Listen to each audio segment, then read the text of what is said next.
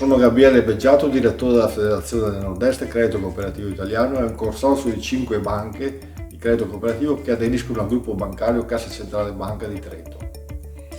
Parte questo progetto di educazione finanziaria con le 5 banche aderenti alla federazione. Saranno coinvolte in prima persona? Saranno coinvolte direttamente le banche, nel senso che i partecipanti a questo progetto, gli studenti, accederanno direttamente presso gli sportelli delle banche per capire, per vivere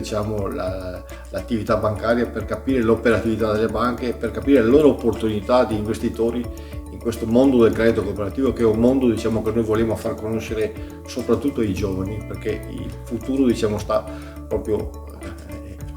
nei giovani. Ecco, le banche di credito cooperativo sono le banche del territorio, ancora più importanti oggi per i giovani, anche se loro guardano magari all'online. I nostri territori sono territori ricchi, dove c'è bisogno di futuri imprenditori, dove c'è bisogno di far crescere le conoscenze, quindi gli interlocutori in primis diretti sono proprio i giovani, perché loro dovranno portare avanti le esperienze imprenditoriali dei loro padri, dei loro nonni, e quindi hanno la responsabilità loro di far crescere ulteriormente questi territori, e in questi territori ci siamo noi, le banche di credito cooperativo.